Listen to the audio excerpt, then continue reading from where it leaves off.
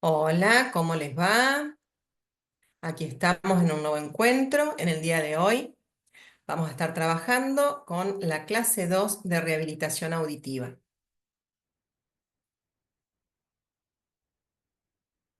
Los temas que vamos a trabajar hoy son el desarrollo de habilidades auditivas, refiriéndonos a los conceptos de detección, discriminación, identificación, reconocimiento y comprensión auditiva. También vamos a hablar de los conceptos que necesitamos trabajar en cuanto a acústica del habla, como los aspectos suprasegmentales, segmentales, formantes, las consonantes. Y algo muy importante que necesitamos saber nosotros de cada paciente, vamos a trabajar con los conceptos de categorías de percepción auditiva del habla. Y por supuesto, al final, algunos errores frecuentes que solemos cometer en las sesiones de rehabilitación auditiva.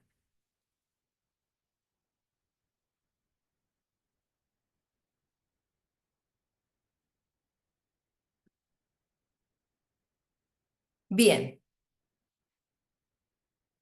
Nosotros sabemos, ¿sí? Como broche de toda sesión que realizamos con nuestros pacientes, que necesitamos tener una atención global, integral de ese paciente, teniendo en cuenta el ambiente socioeconómico, familiar que lo rodea, ¿sí?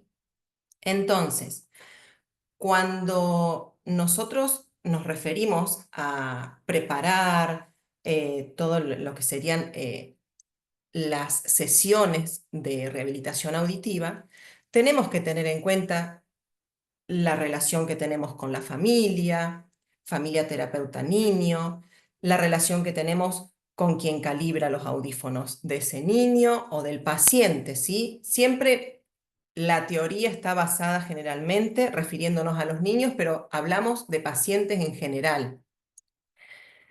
Y también, no menos importante, tenemos que tener en cuenta la relación que tenemos con el médico que atiende a ese paciente, ¿sí?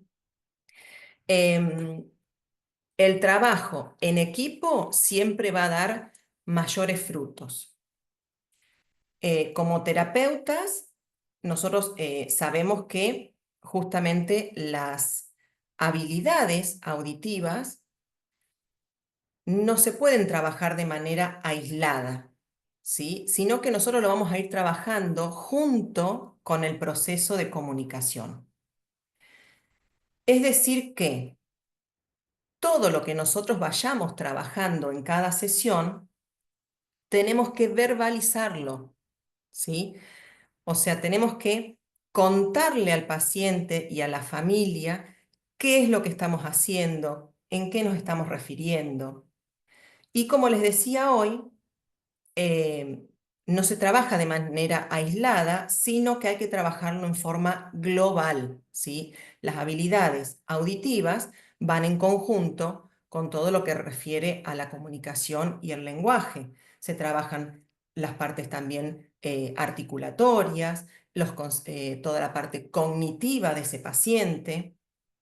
Todos los componentes tienen que actuar de una manera inseparable, va todo en conjunto.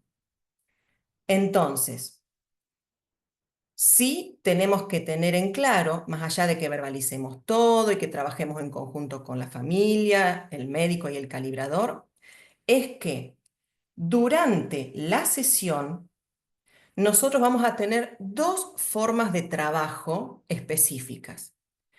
Una va a ser el trabajo formal que vamos a ir preparando para ese paciente. Es el que se lleva a cabo con los resultados o las pruebas de valoración auditiva. ¿Qué queremos decir?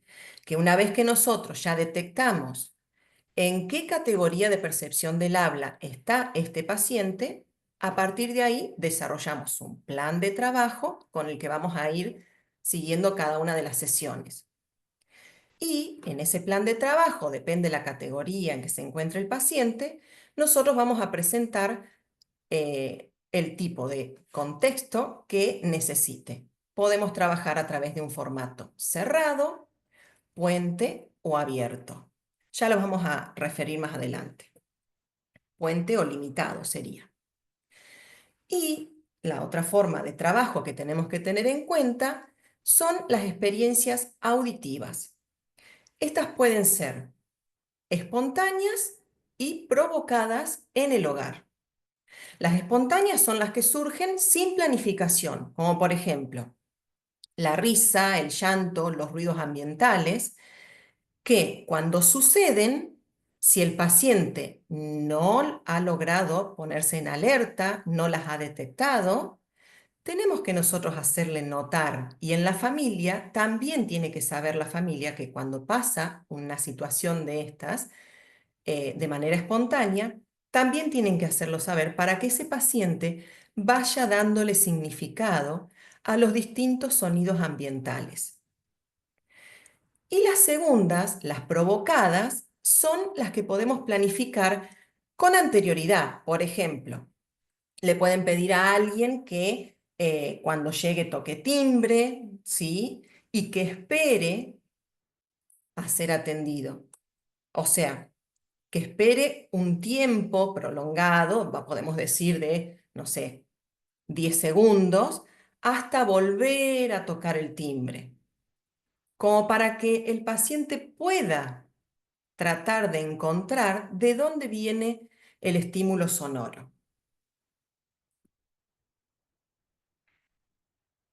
Para las habilidades auditivas, nosotros hay algo que tenemos que tener muy en cuenta, que cuando hablamos de habilidades auditivas, tenemos que saber que desde antes de nacer ya somos capaces de percibir sonidos.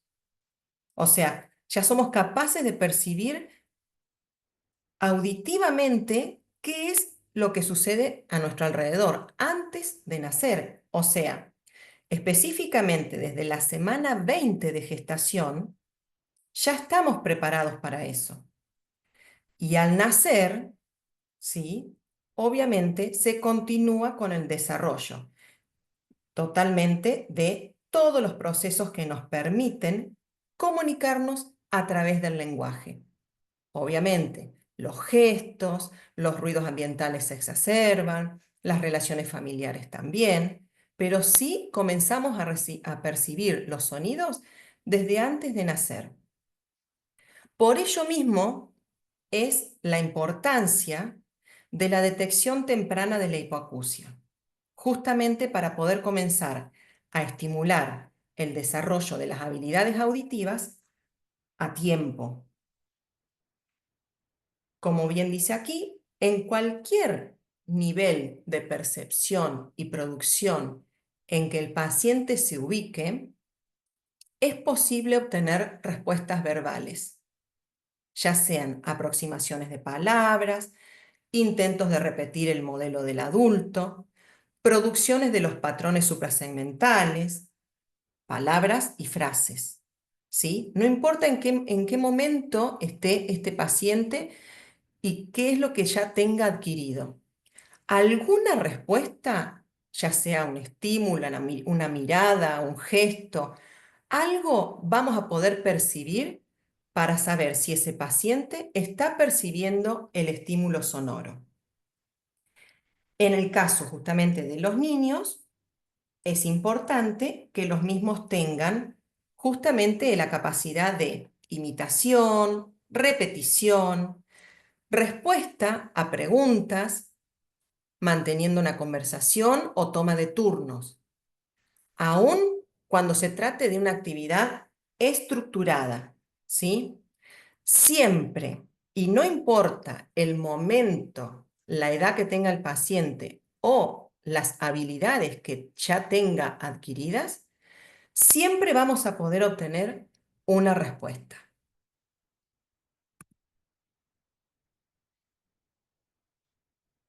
Justamente nosotros, para poder trabajar sobre el desarrollo de habilidades auditivas, tenemos que tener en cuenta qué cosas son las que vamos a trabajar. Según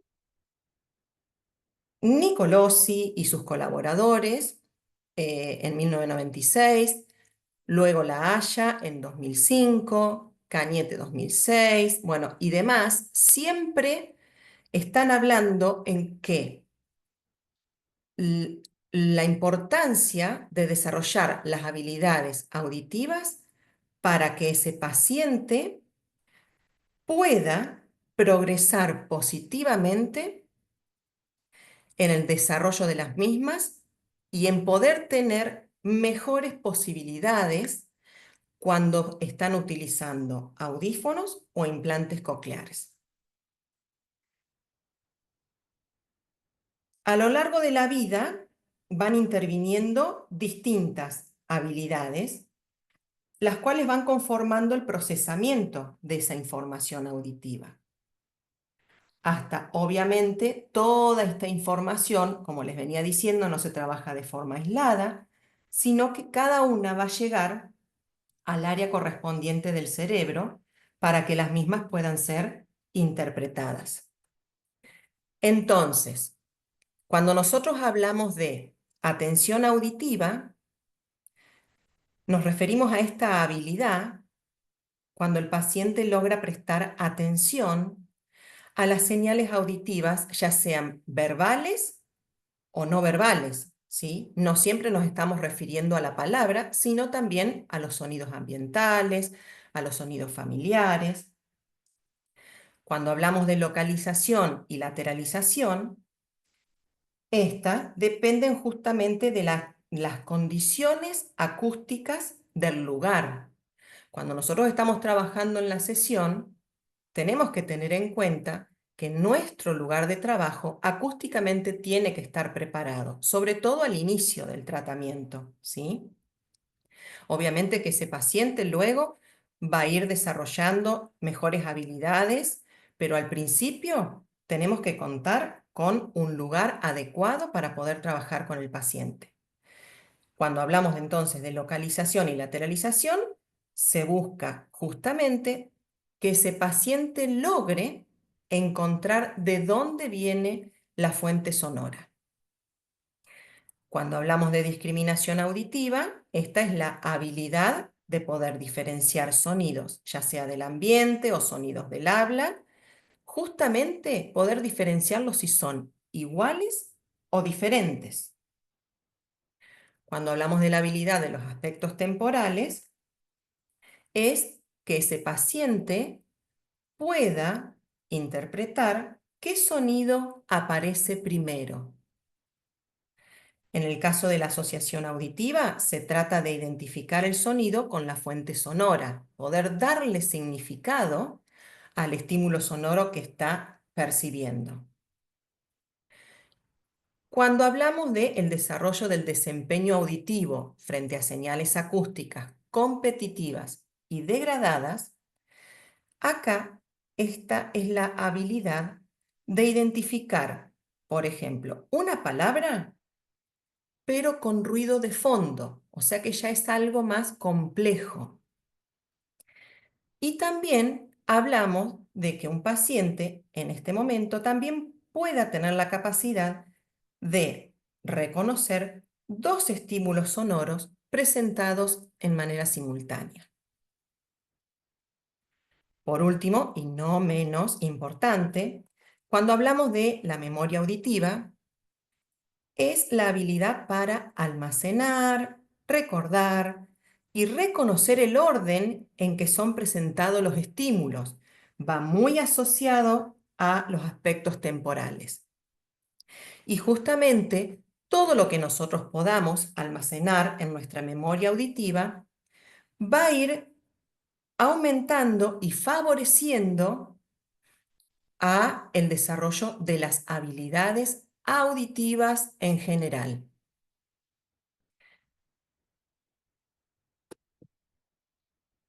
Bien, como les decía al principio, no todo se trabaja de manera aislada, sino que tenemos que tener en cuenta todos estos conceptos que estamos desarrollando y que vamos a desarrollar. Por eso es muy importante cuando hablamos de rehabilitación auditiva, o sea, todo lo que es las sesiones de estimulación auditiva, tener en cuenta los conceptos de la acústica del habla. Vamos a observar en estos mismos, por ejemplo, la duración, la intensidad, altura o agudeza de los sonidos del lenguaje. Esto, como ustedes ven, está presentado de arriba hacia abajo. Si bien es un aprendizaje que el paciente va a ir logrando de esta manera piramidal, también hay que tener en cuenta que este mismo paciente va a ir intercalando, subiendo y bajando según las necesidades o los fonemas que tengamos que trabajar, las dificultades que tengan algunas palabras o las dificultades, por ejemplo, que tenga al momento de poder repetir oraciones en cuanto a cantidad de palabras.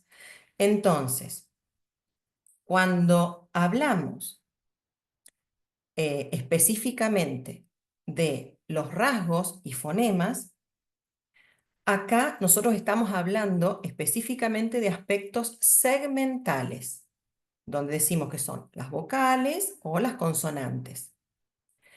Estos tienen una relación directa con la inteligibilidad del habla, aunque tengan en cuenta que no se espera que el habla del paciente sea inteligible, sino que lo que se espera acá es que, obviamente, que es la entrada auditiva, ese input que tenga el paciente sea inteligible, para que él mismo pueda luego, a través de la imitación, darnos una respuesta. Luego, cuando trabajamos patrones suprasegmentales, estos nos permiten discriminar, por ejemplo, sonidos fuertes y suaves, largos y cortos, entrecortados. Nos permiten identificar también los aspectos suprasegmentales, las cualidades prosódicas, los acentos y las diferentes voces. ¿Qué quiero decir con esto? A veces ustedes se van a encontrar con que el paciente puede reconocer las voces y trabaja muy bien durante las sesiones, pero en casa nos dicen que no les entienden, que bueno, que no hay muy buena recepción. Entonces ahí es donde ustedes tienen que prestar atención de explicarle también a la familia cómo tienen que trabajar en casa, porque justamente poder reconocer las diferentes voces es muy importante. Si no, el paciente va a estar siempre supeditado a lo que entiende en la sesión y tenemos que lograr que este paciente sea lo más independiente posible. Bien, luego, cuando trabajamos ya con palabras, esto depende justamente de la percepción del habla que tenga el paciente. Nosotros podemos trabajar distintas formas las palabras, pero siempre hay que ir de mayor a menor. Obviamente, teniendo en cuenta los patrones suprasegmentales, o sea, si son palabras largas y cortas, se pueden diferenciar por su estructura fonética total, como por ejemplo, por decirles casa, perro, gato. Se pueden diferenciar, por ejemplo, cuando son consonantes similares o vocales diferentes, perdón, consonantes similares y vocales diferentes, por ejemplo, casa, queso. Y también vamos a trabajar palabras en donde solo se diferencien por un rasgo acústico. Por ejemplo, gota, bota, casa, taza. ¿Sí? Ven que vamos de menor complejidad a mayor complejidad. Luego pasamos al trabajo de frases y oraciones. Vuelvo a repetir esto. En cada una de estas partes donde nosotros vamos trabajando, siempre nos va a pasar que vamos a tener que volver al trabajo individual de palabras, que vamos a trabajar con aspectos suprasegmentales, por ejemplo, si son oraciones, en el reconocimiento de oraciones largas y cortas. Y en algunos momentos vamos a tener que volver a trabajar individualmente sobre los fonemas, ¿sí? Pero bueno, volviendo a las frases y las oraciones, acá tenemos que tener en cuenta el estado de memoria que tenga ese paciente y los elementos a los que pueda responder. Se aconseja, se sugiere, comenzar con oraciones de 3 o 4 o 4 palabras, no más. Una vez que el paciente va adquiriendo estabilidad, podemos ir aumentando en la repetición de oraciones de 5 palabras, luego de 7 y así sucesivamente. Bien, ¿cómo nosotros vamos a presentar el trabajo de la sesión en estos pacientes?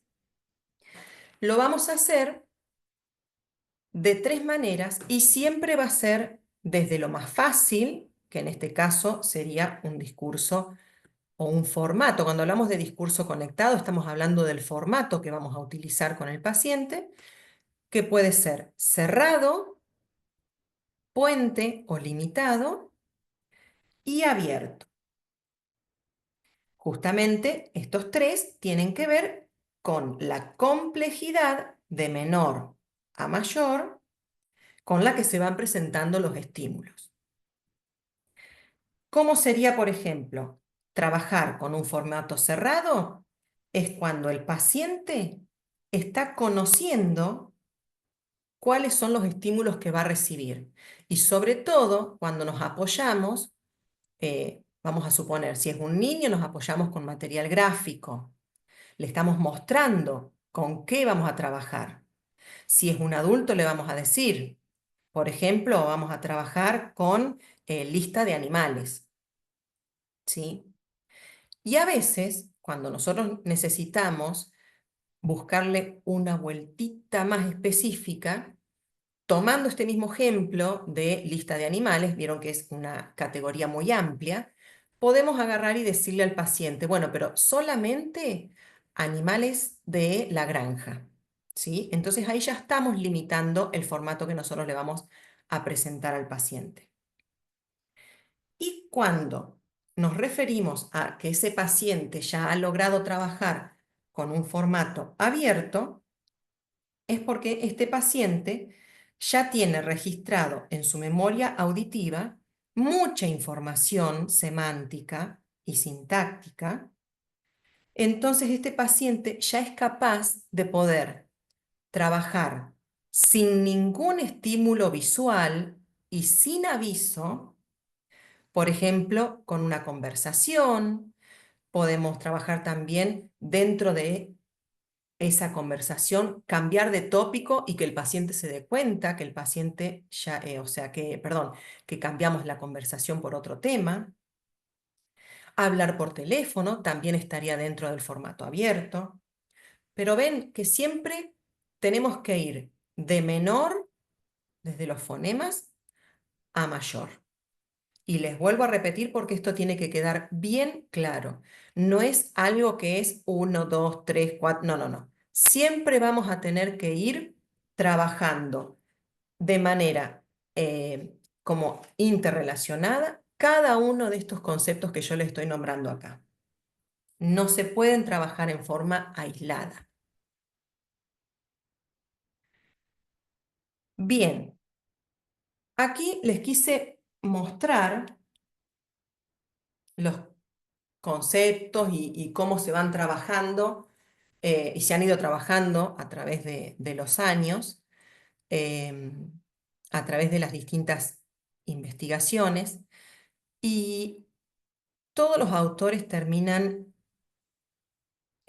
como focalizando estos conceptos que son importantes a trabajar para el desarrollo de las habilidades auditivas. Nosotros tenemos que tener en cuenta que em, cuando estamos trabajando en estimulación auditiva, esta ruta que nosotros trabajamos, que empieza en el oído y termina en el cerebro, también favorece otro tipo de situaciones, como por ejemplo la prevención, estimulación y corrección de dificultades en otro tipo de patologías, como por ejemplo trastornos en el procesamiento auditivo central, trastornos específicos del lenguaje, en pacientes que tienen dislexia, pacientes con trastornos por déficit de atención con hiperactividad y pacientes con hipoacusia. Obviamente, al trabajar estimulación auditiva, nosotros favorecemos a todo este tipo de patologías también, pero nosotros específicamente acá nos vamos a referir al trabajo que se hace en las hipoacusias. Todo justamente lo que tiene que ver con el uso de audífonos, las estrategias que nosotros vamos a utilizar, tienen que estar enmarcadas en acciones de rehabilitación funcional. O sea, todo lo que nosotros le vamos a brindar al paciente, tenemos que hacerlo para que le sea funcional a su vida cotidiana. Y vamos a trabajar amoldando la función auditiva central de este paciente a través de los conceptos de detección, discriminación, identificación, localización y reconocimiento y comprensión de los mensajes. Siempre usando, como dice Neira y Martínez, los audífonos o, como también se encuentra en otras bibliografías, los implantes cocleares. ¿Sí? Es decir, que siempre todo esto nosotros, las estrategias las vamos a estar desarrollando utilizando el equipamiento auditivo que tenga ese paciente, teniendo en cuenta que el mayor tiempo posible que lo pueda utilizar siempre va a ser mejor. Cuando nosotros hablamos de el desarrollo de las habilidades auditivas, tenemos 4 etapas que son fundamentales. Como dice acá Everin Evans, tenemos la detección, discriminación, identificación y comprensión. Furmansky dice que además se toma en cuenta el reconocimiento y la comprensión, van como que van de la mano, ¿sí? Por eso es que siempre decimos que son 4 etapas. Les voy a compartir, como para que podamos ir viendo en conjunto algunos ejemplos que son como ilustrativos, ¿sí? Es una guía de rehabilitación auditiva que fue organizado por un grupo de La Coruña. A ver, un segundito.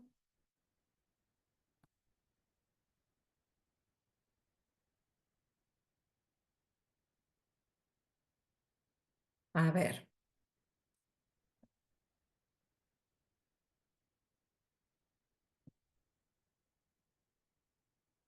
uy, perdón.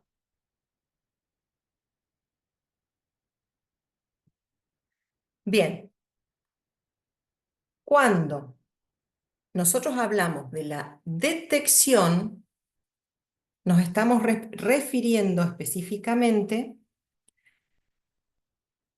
cuando el paciente puede darse cuenta si hay o no presencia del sonido, ¿sí? Entonces vamos a justamente buscar que ese paciente logre respondernos, ya sea, aquí les voy a mostrar a través de ejemplos, sobre todo el trabajo más difícil de las sesiones es cuando trabajamos con niños. Nosotros, por ejemplo, para que sea más fácil, tenemos que trabajar con sonidos de instrumentos, sonidos de animales, sonidos ambientales, ¿sí? Pero en cada uno vamos a pedir que cuando nosotros emitimos un sonido, no le vamos a pedir específicamente que nos diga de qué se trata si el niño no puede hablar, por ejemplo. Pero como para que sea más dinámico, lo que sí vamos a tener en cuenta es que ese paciente pueda hacerlo a través del juego. Entonces, cuando escucha el ruido de un tambor, que pueda movilizar el auto y así desde un inicio hasta poder llegar al punto de llegada, ir percibiendo y detectando cada uno de los sonidos que uno le va presentando. Tenemos este tipo de juegos, ¿ven? O por ejemplo, cuando escuchan, como en este caso, sonidos de animales, puede estar jugando con otra cosa y al detectar el sonido, le damos de comer a la muñeca. Detectamos otro sonido, le volvemos a dar de comida. Si no se detecta, no se le da de comida. ¿Se entiende? Entonces, de esa manera nosotros podemos ir viendo cuándo este pacientito, sobre todo en niños, logra detectar el sonido que les he presentado. ¿Ven? Aquí tenemos también con las vocales. Y luego pasamos a la etapa de la discriminación. En la discriminación, nosotros lo que vamos a buscar justamente es que ese paciente nos pueda decir cuándo los sonidos que nosotros le presentamos son iguales o diferentes. Entonces, le vamos a presentar dos sonidos para que él nos pueda decir si estos son iguales o diferentes. Volvemos a presentar y él nos va a decir si son iguales o diferentes. ¿Ven? Tenemos distintos sonidos que siempre hay que presentarlos para buscar el desarrollo de la discriminación. Hay que presentarlos de a dos. También si son sonidos débiles o si son sonidos fuertes, ¿sí? Fuerte y débil. Entonces, ¿son iguales o diferentes? Con sonidos de animales también, buscamos lo mismo, la discriminación. Con las vocales también, y tratamos de que el sonido sea prolongado, presentando de a dos grupos. Como en este caso, a, a, tratando de mantener la misma sonoridad. Y acá, por ejemplo, u, a. Entonces él nos va a ir diciendo si lo que percibe es igual o diferente. Así vamos trabajando la discriminación. Lo mismo con las vocales, con palabras. Ven que vamos de menor complejidad a mayor complejidad. Todo este material nosotros se lo vamos a compartir, ¿sí? Ustedes pueden encontrar en las redes infinito material, infinito, pero siempre traten de revisarlo para ver si les va a servir para el paciente con el que ustedes están trabajando. Bien, cuando nos referimos a la identificación, esto es cuando el paciente elige entre dos opciones, siempre hablando de una lista cerrada, del formato cerrado, ¿sí? Cuando hablamos de esta etapa donde el paciente puede identificar de qué se trata, pero lo vamos a hacer mostrándole con qué vamos a trabajar. Entonces, se sugiere comenzar con dos imágenes para que el paciente pueda señalar cuál es el sonido que está percibiendo. Y luego se va aumentando progresivamente, ¿sí? De a poco. Y lo mismo vamos a hacer con la identificación de las vocales, trabajándolas también en dúos y en vocales de a tres también. Sílabas, colores, pero bueno, justamente lo que acá se busca es poder identificar el sonido o la palabra que yo le estoy diciendo para que él la pueda señalar, ¿sí? Acá no se le presentan dos para que los pueda discriminar y nos diga son iguales o distintos. Acá directamente se le presenta un estímulo y el paciente tiene que señalar de qué se trata. Y como pueden ver, también trabajándolos desde los aspectos suprasegmentales. Palabras cortas, palabras largas, palabras de igual cantidad de sílabas. Y luego, cuando pasamos al trabajo de las oraciones, en este caso, ustedes van a ver que podemos trabajar con, obviamente, la organización sintáctica simple, cambiando totalmente la sonoridad. Por ejemplo, el niño come, el perro duerme. ¿Ven? Fíjense, en este caso, cambiando solamente la parte final, lo que sería perdón, el sujeto, ¿sí? Y manteniendo siempre el final igual. En este caso, al revés, cambiando el verbo, aumentando la cantidad de palabras. Bueno, en definitiva, de esta manera, con esta guía que yo les quise compartir acá, ustedes van a ver cómo de a poco pueden ir trabajando las distintas etapas para el desarrollo de las habilidades auditivas. En este caso son detección, discriminación e identificación.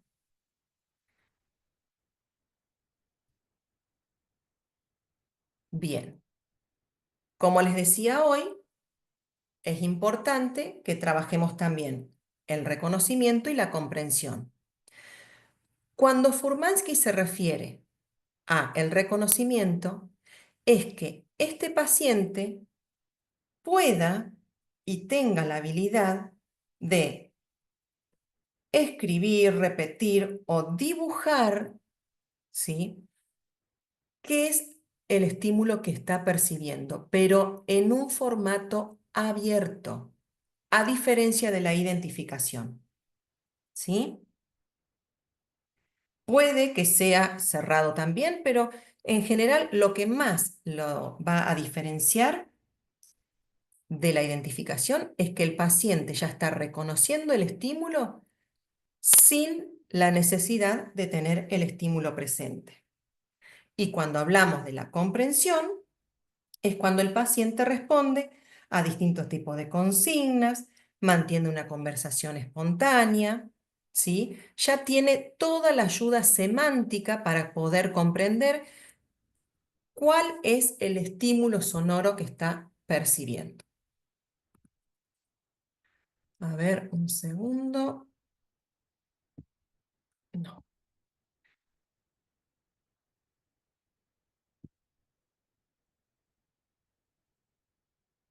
Bien.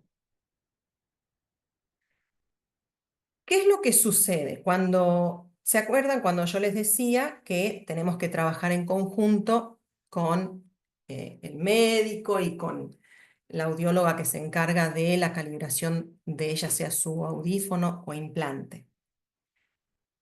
Años atrás se trabajaba todo de manera aislada. Entonces, quien se dedicaba a trabajar en la estimulación auditiva podía utilizar a lo mejor distintos listados de palabras, como que no estaba todo organizado.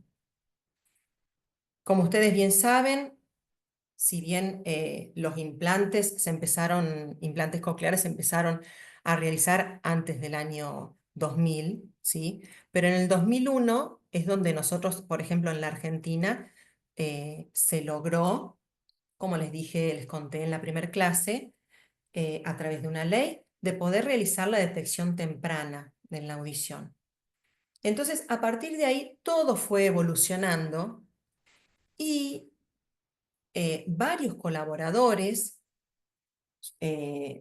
sobre todo de América Latina, sintieron la necesidad de poder organizar un protocolo de evaluación para determinar en qué categoría de percepción del habla se encuentra el paciente.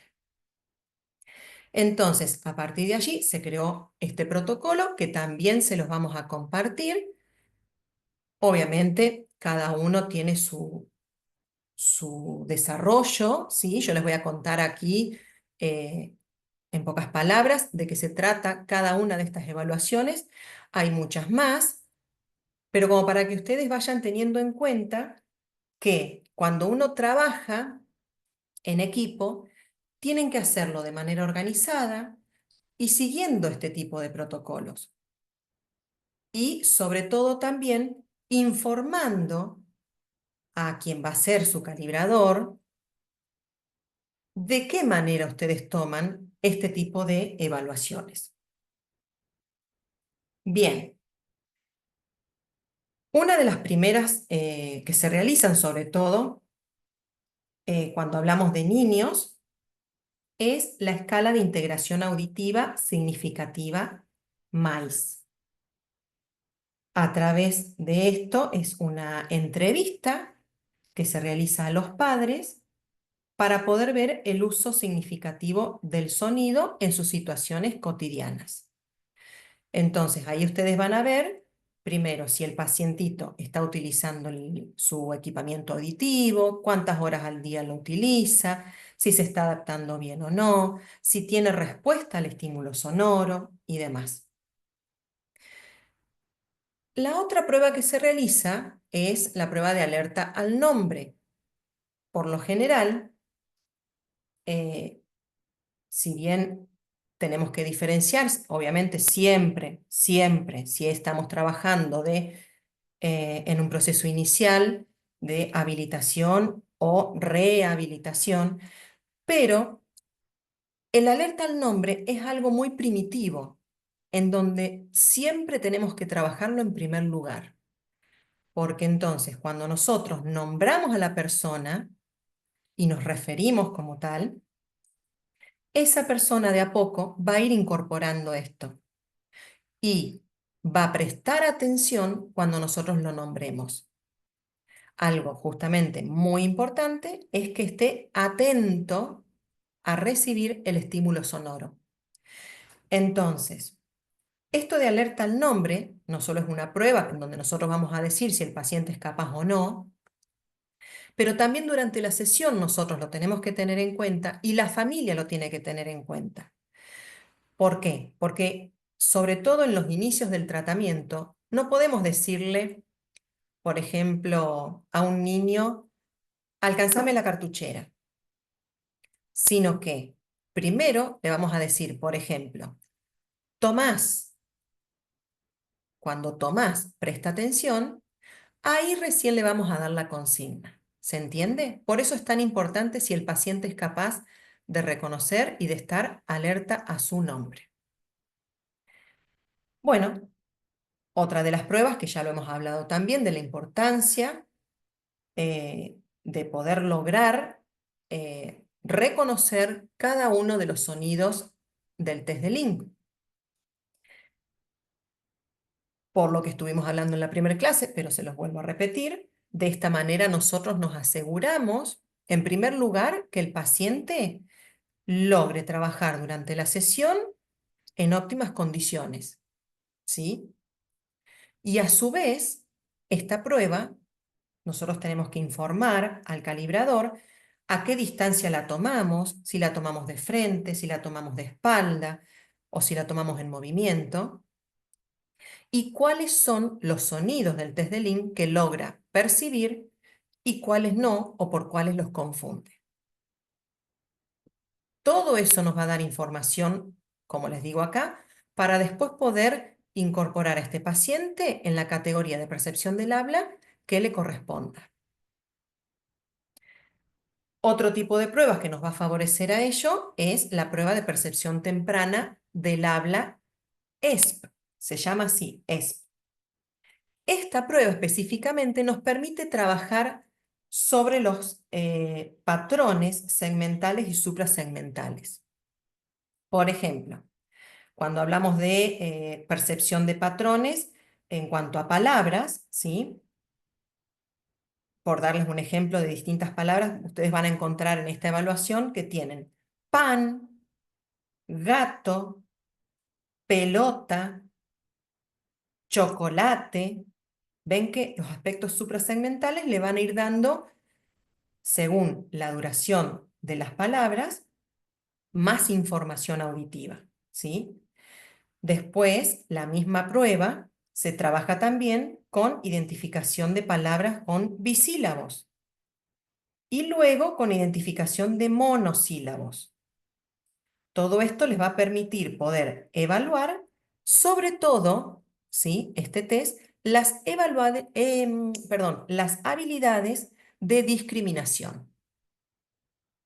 Después también tenemos la prueba de PIP, PIP-S, PIP-C, que también estas pruebas van según la cantidad según la edad auditiva del paciente y según la capacidad cognitiva que tenga ese paciente.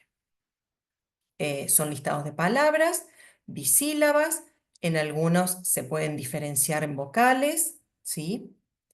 Pero generalmente la diferencia está dada en la cantidad de palabras que logra identificar el paciente.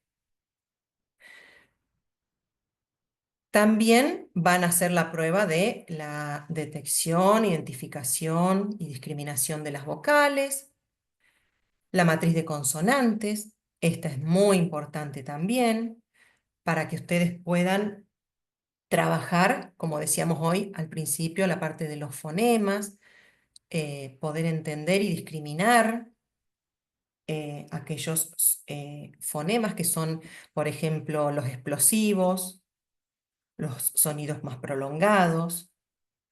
Cuando hablamos de eh, una, del sonido P, no se va a trabajar el sonido, sino que nosotros lo vamos a trabajar en una primera instancia entre las vocales, por ejemplo, APA, y más allá de el resultado que nos dé como prueba en sí misma, nosotros cuando realizamos la evaluación decimos APA, AMA, ARRA. Bueno, vamos a anotar cuál es el resultado de esa percepción auditiva del paciente. En el trabajo en las sesiones, nosotros podemos utilizarlo de manera que sea totalmente diferente, como les nombré recién, APA, AMA, ARRA. Pero también podemos trabajarlos en grupos en donde los sonidos sean similares, como por ejemplo, APA, ATA, ACA. ¿Se entiende? Bien.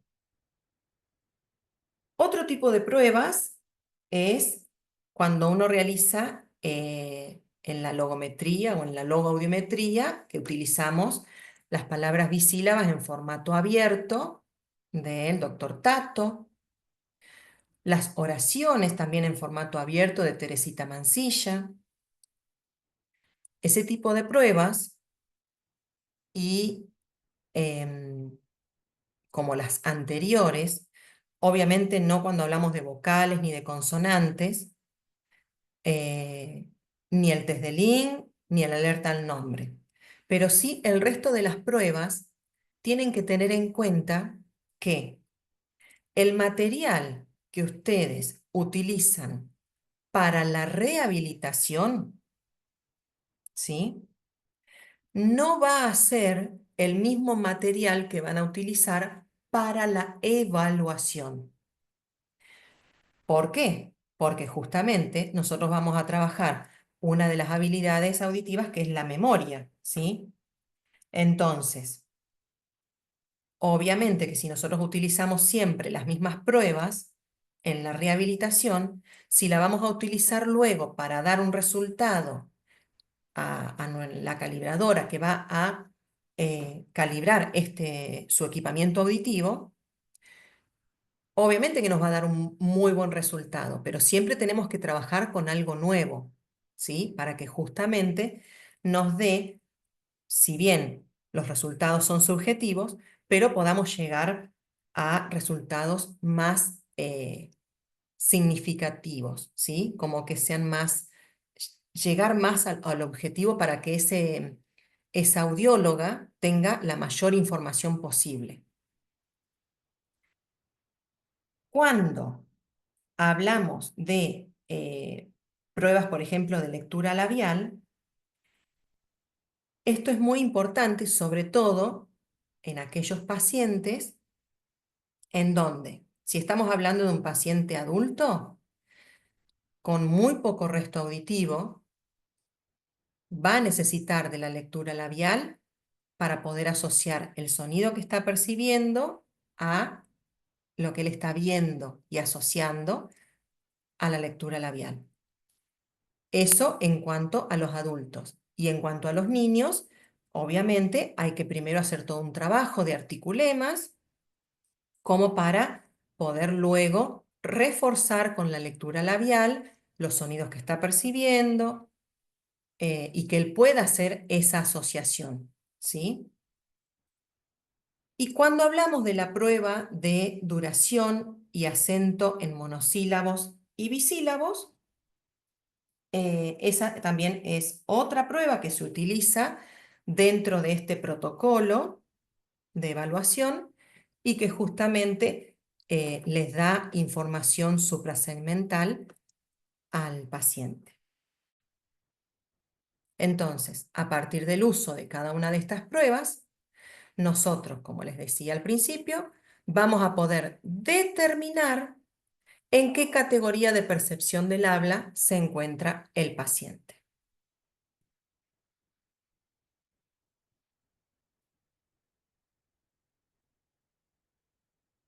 Las categorías del habla fueron primero definidas por Gers y Mogg, y ellos habían desarrollado 6 categorías principales, ¿sí? De la percepción auditiva del habla.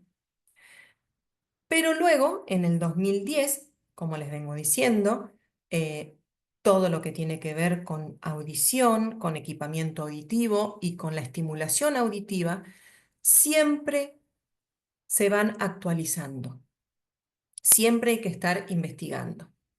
Y bueno, y en este caso, Marcela Garrido y Lilian Flores, ellas crearon una categoría más, que ahora voy a pasar a detallarles. Por ejemplo, ¿cómo sabemos nosotros en qué categoría va a estar el paciente? Si el paciente no detecta ningún tipo de sonido, nosotros no vemos ninguna reacción al estímulo sonoro, ni un parpadeo, ni la búsqueda de la localización sonora, nada. Ese paciente está en la categoría 0. Ahora, si nosotros vemos algún tipo de respuesta, si vemos que lo detecta, pero no discrimina, el paciente está en categoría 1. Cuando hablamos de que el paciente está en una categoría 2, nos estamos refiriendo a que ese paciente es capaz de percibir patrones suprasegmentales. ¿Qué quiero decir? Que puede percibir, sobre todo, cuando estamos hablando de diferenciación de sonidos, diferenciación en cuanto a si son largos o cortos, si son fuertes o débiles, si son palabras más largas o palabras más cortas, ¿sí? Ya las puede ir identificando, percibiendo.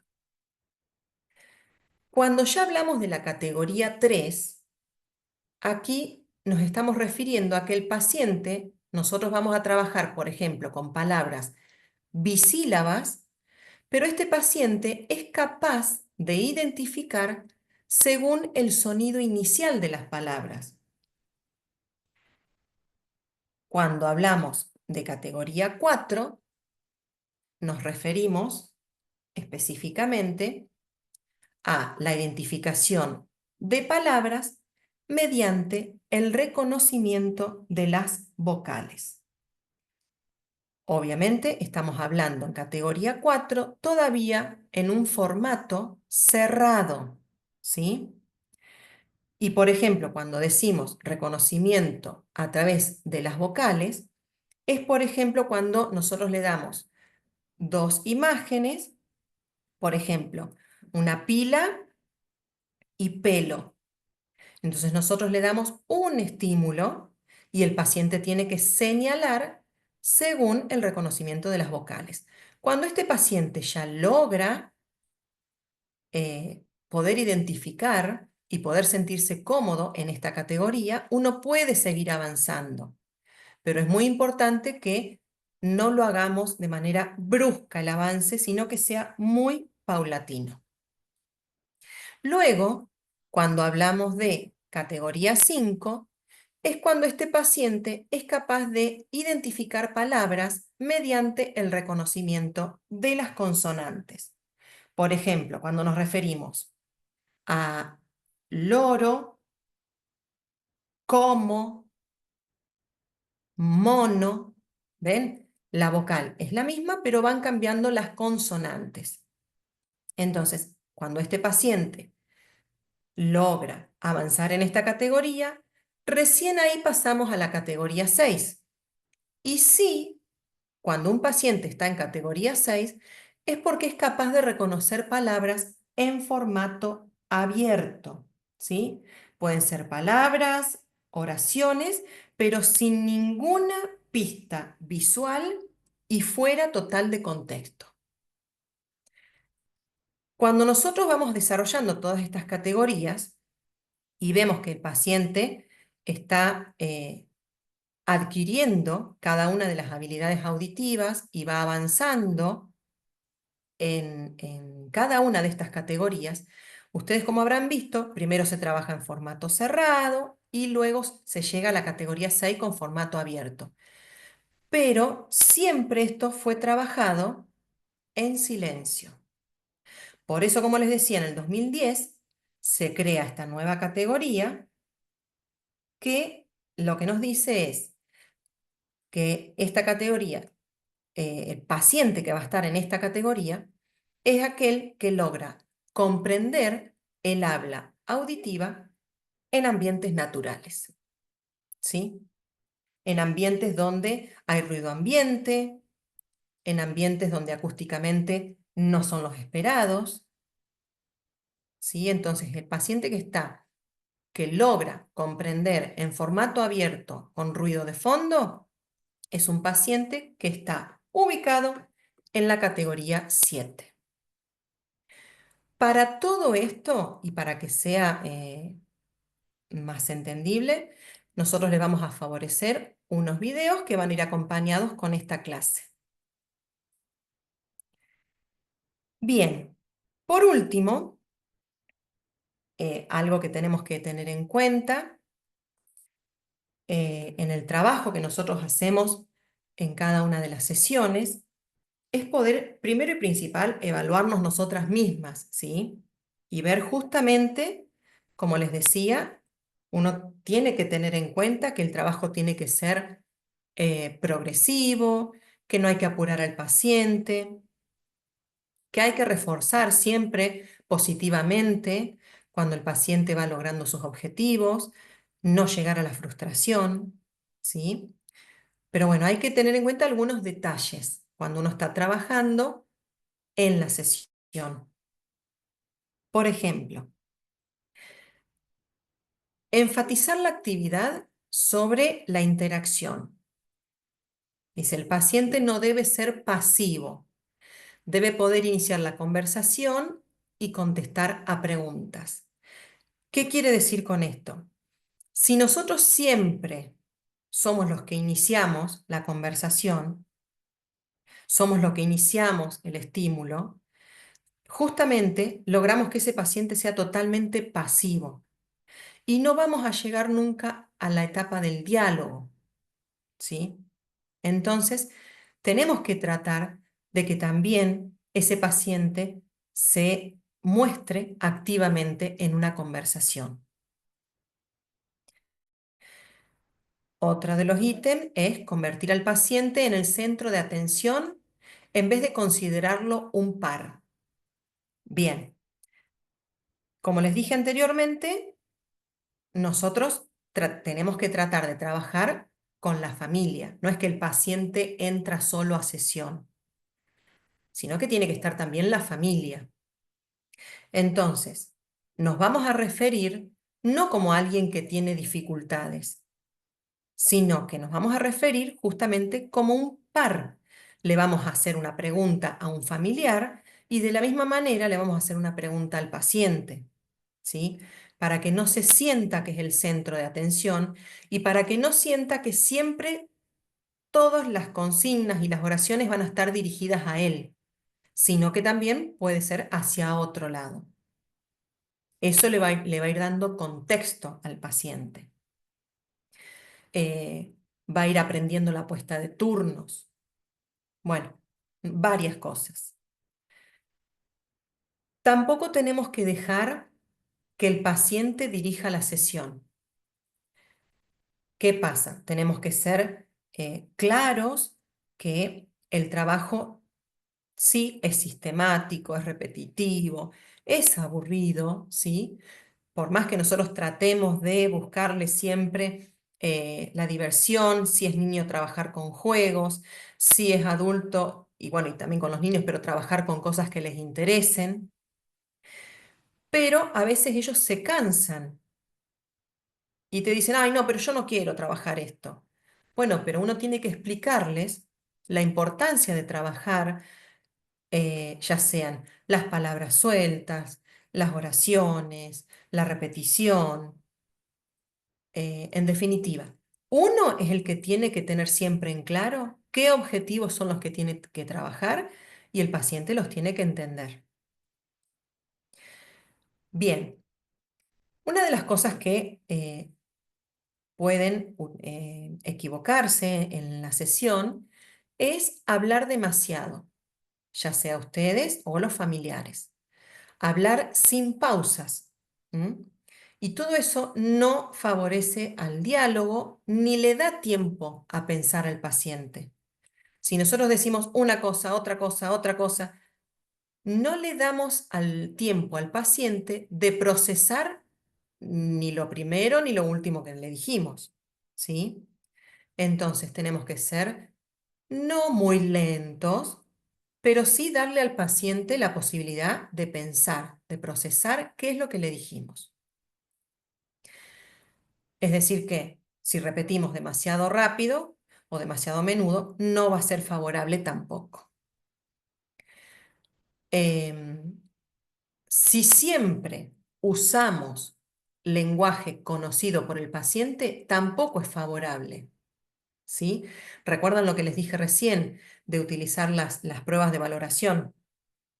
Si usamos siempre las mismas, obviamente ese paciente va a ir eh, aprendiendo auditivamente por la sonoridad, por la memoria auditiva, por la temporalidad, por los aspectos suprasegmentales, por todo lo que venimos hablando, va a ir aprendiendo qué palabra es la que va a decir.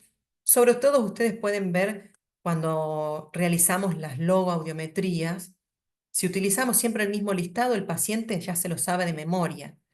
Entonces, eso no favorece al paciente. Hay que tratar siempre de utilizar distintos tipos de poder ofrecerle distinta información semántica. Bien, tampoco es bueno que el paciente se sienta siempre evaluado, ¿sí? Realizar intervenciones de tipo evaluativa, por ejemplo, como el alerta al nombre, eh, trabajar con pausas extensas, eso está muy bueno porque son distintas estrategias que uno va a ir utilizando, pero que el paciente no se sienta que constantemente uno los está evaluando, porque si no, ese paciente se cansa, se fatiga y se frustra. Tampoco tenemos que transformarnos en el intérprete del paciente. ¿Qué quiero decir con esto? Si hay un familiar que justo le toca el turno de hablar y el paciente no entiende lo que le dijo, no tenemos que nosotras dar la información sonora, sino que tenemos que pedirle al familiar que de forma clara, sin gritar, vuelva a repetir lo que dijo. Sobreenseñar, más allá de las reglas naturales de la conversación, o sobrearticular los sonidos de una palabra, eh, modificar la producción para hacerla como más clara, esto le va quitando naturalidad y va creando como, por ejemplo, formas artificiales de conversación. ¿Viste? Cuando hacemos algo muy exagerado, ¿sí? Le quita justamente la naturalidad. ¿Mm? Y, como les decía recién, crea a lo mejor otras cuestiones sonoras más artificiales. Entonces, eso no lo tenemos que hacer. Y por último, no menos importante, cuando nosotros estamos trabajando en la estimulación auditiva, ya sea en habilitación o rehabilitación, tenemos que tener en cuenta la importancia de no tocarnos ni la boca ni los labios cuando estamos produciendo los sonidos, cuando estamos dándole el estímulo sonoro. ¿Por qué? Si bien es importante que nosotros nos tapemos para que el paciente trabaje solamente con el canal auditivo, es importante también que no toquemos ni la boca ni los labios para no cambiar la sonoridad de cada fonema, ¿sí? Entonces, todo este tipo de intervenciones nosotros tenemos que tenerlas en cuenta cuando estamos trabajando en la sesión de habilitación o rehabilitación auditiva para que ese paciente pueda ir desarrollando sus habilidades auditivas de una mejor manera. Bien, muchas gracias. Esto ha sido todo por la clase de hoy y les digo hasta la próxima.